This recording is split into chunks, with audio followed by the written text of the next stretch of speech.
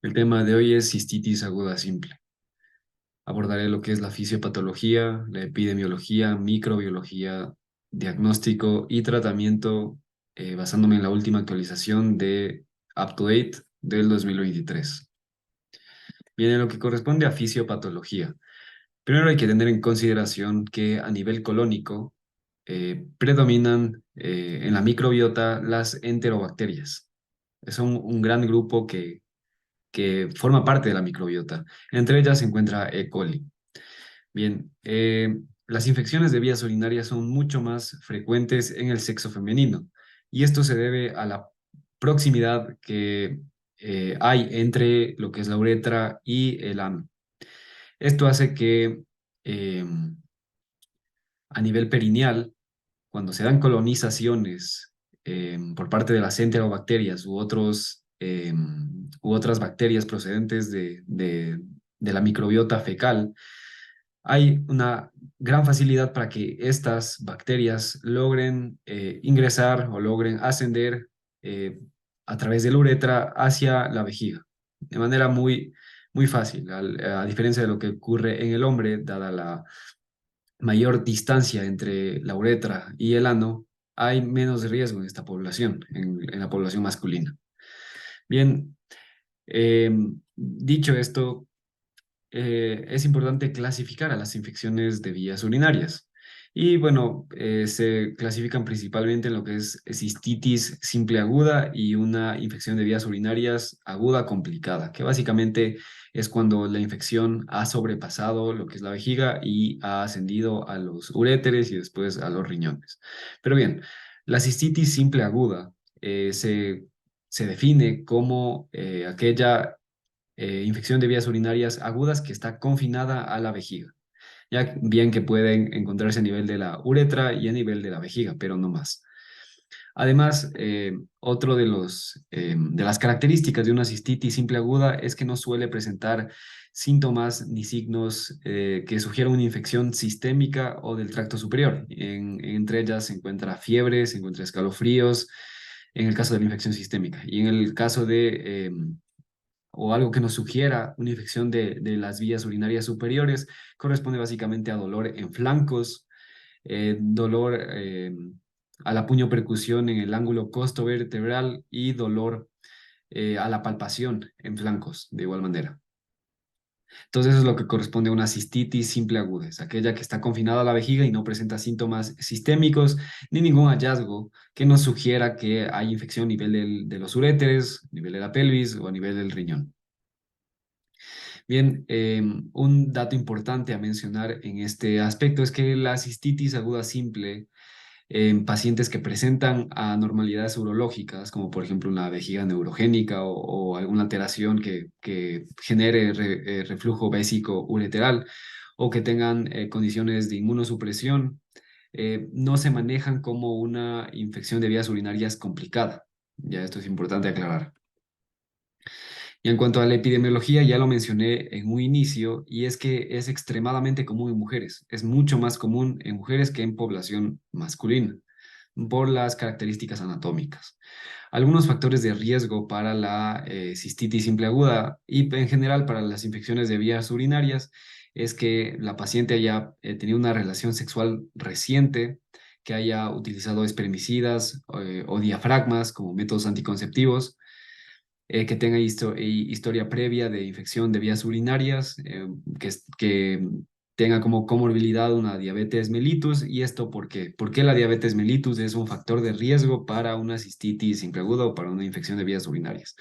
La respuesta es sencilla, puesto que los pacientes diabéticos, al tener bueno, al haber sobrepasado este umbral de reabsorción de glucosa a nivel del túbulo proximal, excretan más glucosa.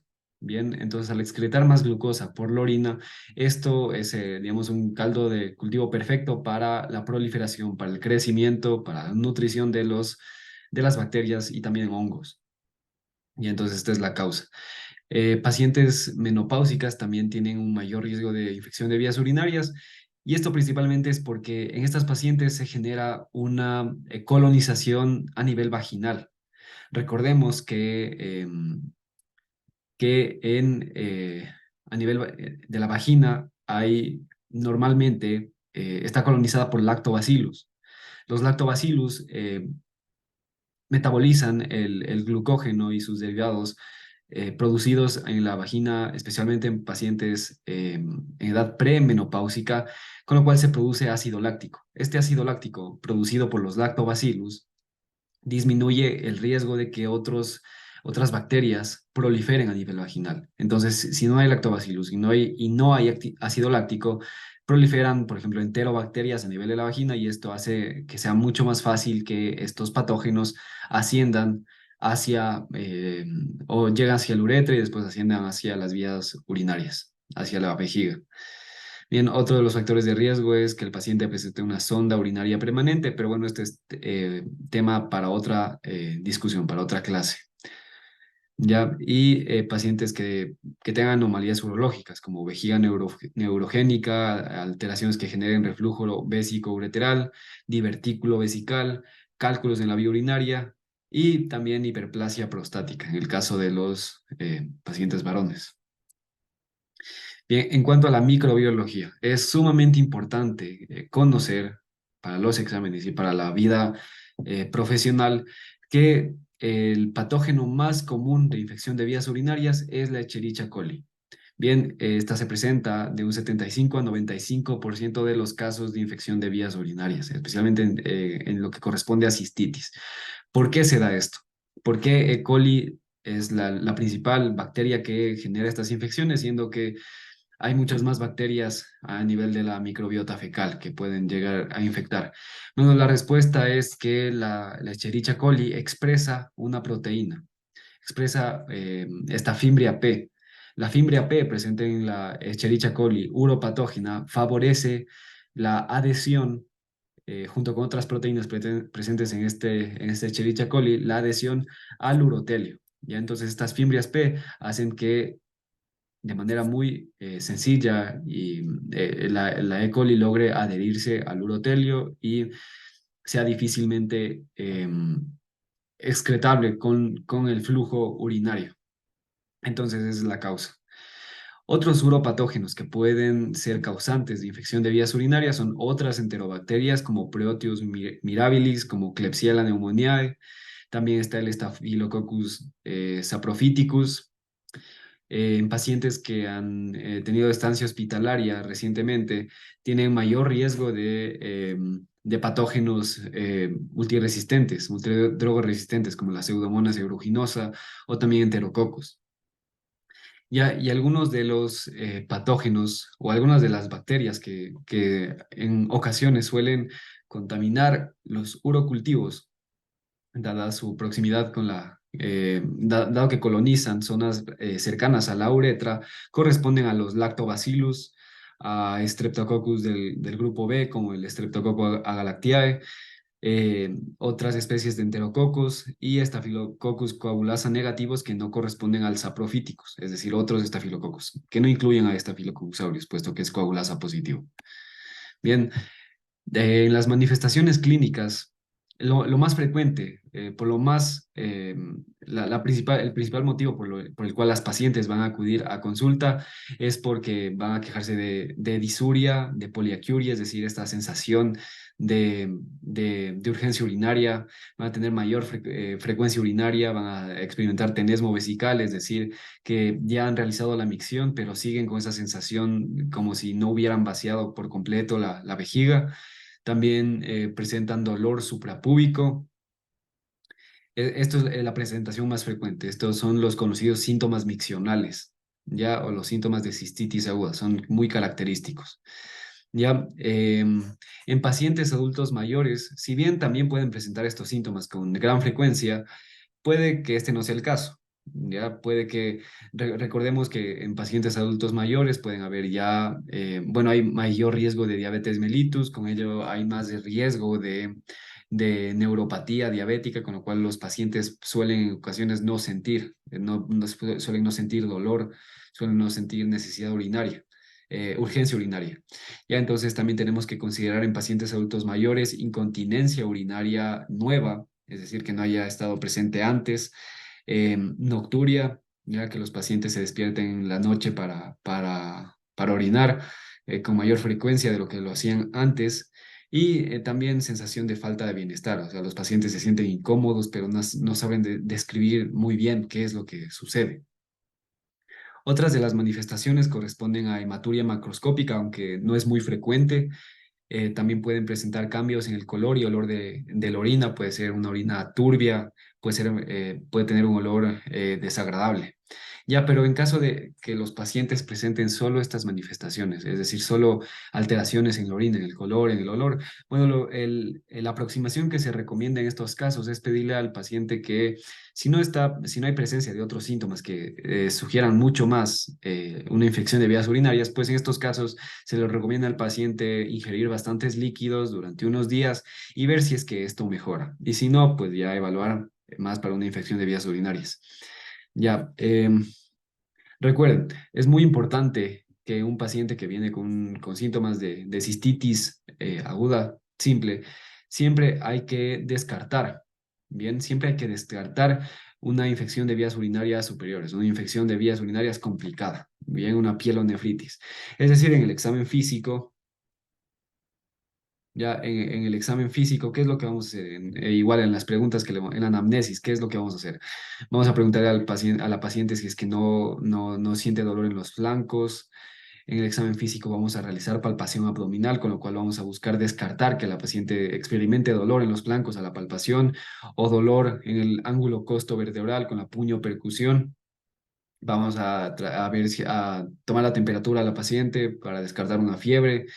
Y eso es muy importante descartar una posible pielonefritis, que es mucho más complicada. Bien, entonces para el diagnóstico, ¿qué es lo que vamos a hacer? Vamos primero a tener nuestra sospecha de cistitis aguda. Ya, ¿en qué caso sospechamos? Bueno, ya lo vimos. Pacientes que presenten síntomas miccionales como disuria, frecuencia urinaria, urgencia urinaria, dolor suprapúbico, tenesmo vesical, eh, que puede estar acompañado de cambios en la consistencia de la orina, en el olor, hematuria. Bien, si es que ese es el caso, pues ya tenemos, con mucha probabilidad va el diagnóstico de cistitis agudo. Cuando tenemos que hay presencia de más de un síntoma, bien, cuando hay más de un síntoma presente, en ausencia de síntomas que sugieran una vaginitis como prurito o como dispareunia, más del 90% de estos casos que presenten este cuadro van a tener cistitis aguda. Bien, entonces es muy confiable estos datos. Ya, pero si es que no presentan todos estos datos que nos sugieran con, o sea, que es sí o sí una cistitis aguda, ¿qué es lo que vamos a hacer? Vamos a ver si es que hay síntomas atípicos. Es decir, si es que presenta una urgencia urinaria nueva o que ha empeorado, presenta una nueva incontinencia o presenta hematuria macroscópica aislada, vamos a evaluar si es que no, si es que se trata de una cistitis aguda. ¿De qué manera? Si es que hay presencia de todos estos o de alguno de estos, un urinalysis. Bien, si es que no hay presencia, pues vamos a buscar otro diagnóstico, pues, puesto que no hay algo que nos oriente hacia una infección de vías urinarias. Ya, si es que en el uroanálisis encontramos piuria y bacteriuria, pues con esto podemos confirmar el diagnóstico de cistitis aguda. Bien, pero si es que es negativo, pues buscaremos otro diagnóstico. Ya, y una vez que hemos ya llegado al diagnóstico de cistitis aguda, hay que evaluar el riesgo de un patógeno multiresistente. Hay que también evaluar si es que el paciente presenta alguna alteración urológica, si es un paciente inmunocomprometido o si tiene una diabetes mal controlada. ¿Por qué es importante esto? Puesto que estos factores pueden dar lugar a una infección o pueden llegar a presentar o a incrementar el riesgo de una infección complicada. ¿Ya? Entonces es sumamente importante evaluar esto. Y si el paciente presenta cualquiera de estos, entonces está indicado realizar un urocultivo y un antibiograma con el objetivo de optimizar el manejo del paciente. Pero si este no es el caso, pues iniciamos ya con la terapia empírica. Recordemos siempre descartar una infección de vías urinarias complicada, una pielonefritis y también importante descartar embarazo. ¿Por qué descartar embarazo? Puesto que si es que la paciente resulta estar embarazada, puede que el manejo empírico, los antibióticos que utilicemos sean diferentes, deben ser otros. Bien. Entonces, en el uroanálisis, ¿qué vamos a encontrar? ¿Qué esperamos encontrar si es que pedimos un uroanálisis? En cuanto al estudio microscópico, podemos detectar piuria, bacteriuria y hematuria. Y a un resultado anormal en cuanto a la piuria, corresponde a la presencia de más de 10 leucocitos por microlitro en el hemocitómetro. Bien, pero si encontramos cilindros de glóbulos blancos, esto nos puede sugerir la presencia de una infección de vías urinarias superiores. Recordemos que los cilindros se forman a nivel de los túbulos renales. Bien, en cuanto a la hematuria, esta suele estar presente más en infección de vías urinarias, pero no tanto en vaginitis ni en uretritis. Y ¿qué podemos encontrar en la tira reactiva? Que nos ayude a apoyar el diagnóstico de una infección de vías urinarias. Corresponde a la positividad de esterasa leucocitaria y de nitritos, aunque recordemos que los nitritos no van a estar positivos en todos los casos. Bien, no todas las bacterias van a producir nitritos, no todos los uropatógenos van a producir nitritos. En cuanto al diagnóstico diferencial, uno de los principales es la vaginitis. ¿Cómo podemos diferenciar una vaginitis de una infección de vías urinarias? Bueno, las manifestaciones de la vaginitis son dispareunia, es decir, dolor durante la relación sexual. También puede presentar disuria, lo cual nos puede ahí confundir un poco. Pueden presentar prurito, mal olor y descarga vaginal. Entre las etiologías para la vaginitis está la candidiasis vaginal, la tricomoniasis y la vaginosis bacteriana. La uretritis es otro de los diagnósticos que debemos descartar y este se manifiesta con disuria, piuria, con o sin bacteriuria. Recordemos que en el caso de pacientes con uretritis por clamidia, la clamidia casi no suele aparecer en el estudio microscópico, requiere un cultivo especial o requiere más bien em, un estudio por PCR. Bien, y también descarga uretral, es decir, pus a través de la uretra. Esto no suele aparecer en la infección de vías urinarias, es más común en la uretritis. Ya ahí en la etiología tenemos gonorrea, clamidia, tricomoniasis, candidiasis. También esto no lo sabía, pero el virus del herpes simple puede llegar a generar infección en la uretra. Y también irritantes como el gel anticonceptivo, como por ejemplo espermicidas, suelen generar uretritis, que en este caso no es infeccioso. Ya un síndrome extraño es el síndrome de vejiga dolorosa y se manifiesta como disuria, frecuencia y urgencia urinaria sin causa identificable. Es decir, en estos pacientes se ha descartado por completo la presencia de infección de bacterias y solo se manifiesta con esta disuria principalmente. Y finalmente la enfermedad inflamatoria pélvica. Recordemos una complicación de la gonorrea, una complicación de la clamidia. Bien, ¿cómo se manifiesta? Dolor abdominal bajo y dolor pélvico, fiebre, disuria, descarga cervical en la revisión pélvica y dolor a la palpación cervical. Es decir, que al mover el cervix, las pacientes suelen tener dolor. Bien, bueno, antes de proceder con lo que es ya el tratamiento empírico, en las pacientes con cistitis aguda simple, tenemos que siempre evaluar el riesgo de que la paciente presente una infección o que tenga un alto riesgo de infección por patógenos gram negativos multiresistentes. Bien, ¿cuándo sospechamos? Cuando en los 3 meses previos se ha aislado una bacteria gram negativa resistente a múltiples fármacos o se haya aislado, por ejemplo, una E. coli con beta-lactamasa de espectro extendido, por ejemplo, o que se haya aislado previamente una pseudomonas aeruginosa resistente a fluoroquinolonas. Ya sería estos es claramente un factor de riesgo para que la paciente de nueva cuenta esté infectada por uno de estos patógenos.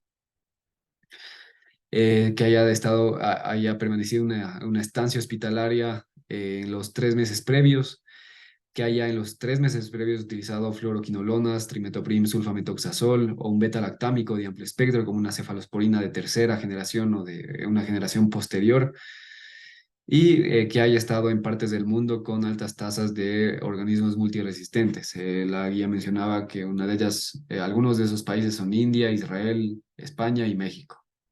Bien, ahora Hacemos con lo que es el algoritmo de UpToDate.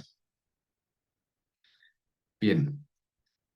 Em, Tenemos nuestra sospecha de cistitis aguda simple. Bien, tenemos los síntomas, hemos ya confirmado en algunos casos con el uroanálisis. Entonces, ¿qué es lo siguiente? Si es que hemos ya descartado la presencia o que la paciente presente una posible infección de vías urinarias superiores, una pielonefritis, entonces nos preguntamos el riesgo de que la paciente tenga una infección por un multidrogo resistente, ya con de los datos que les mencioné anteriormente. Bien, si es que la paciente presenta riesgo para infección por un multidrogo resistente, ¿qué es lo que vamos a realizar? ¿Cuál es el manejo adecuado en estos pacientes? Bueno, si es que presenta riesgo de un patógeno multidrogo resistente, tenemos que siempre obtener un urocultivo y realizar un antibiograma.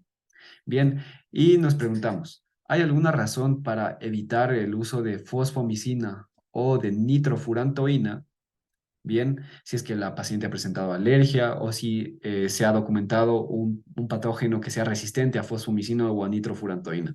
Si la respuesta es no, si la paciente presenta riesgo para un multidrogo resistente y no tiene ninguna contraindicación para utilizar fosfomicina o nitrofurantoína, entonces vamos a administrar precisamente estos fármacos. Nitrofurantoína, en Macrobid, es el nombre comercial, 100 miligramos por vía oral, 2 veces al día por 5 días. Bien, entonces 100 miligramos de nitrofurantoína cada 12 horas podría ser, por una duración de 5 días. Si es que se utiliza fosfomicina, suele ser una sola dosis de 3 gramos. Y si es pirmesilinam, que es un fármaco que no suele estar tan disponible en todos los países, bueno, se puede utilizar este fármaco con una dosis de 400 miligramos por vía oral 3 veces al día por 3 a 5 días. Bien, pero si es que hay algún motivo o hay contraindicaciones para utilizar cualquiera de estos fármacos, entonces se puede optar por esperar a el resultado del antibiograma, del urocultivo y el antibiograma, para a partir de ahí poder emplear el fármaco más adecuado. Ya, si es que por otro lado la paciente no tiene riesgos para infección por un patógeno multidrogo resistente, entonces no se requiere urocultivo, no se requiere por ende antibiograma y nos preguntamos, ¿hay algún motivo por el que esté contraindicado nitrofurantoína, trimethoprim sulfamethoxazol, fosfomicina o pirmesilinam? Si la respuesta es no, pues básicamente vamos a utilizar cualquiera de estos fármacos. Por lo general, de primera línea es nitrofurantoína. Ya, de igual manera, nitrofurantoína 100 miligramos oral 2 veces al día por 5 días. Si es que utilizamos trimethoprim sulfamethoxazol, pues utilizaremos una dosis de 160, 800 miligramos oral 2 veces al día por 3 días. Bueno, puede ser de 3 a 5 días. Si es que es fosfomicina, de igual manera 3 gramos, una sola dosis. En algunos casos se puede utilizar trimethoprim aislado, es decir, sin sulfamethoxazol, 100 miligramos vía oral 2 veces al día, pero por lo general siempre se utiliza junto con el sulfamethoxazol. Bien, pimecilinam, la misma dosis que mencioné antes.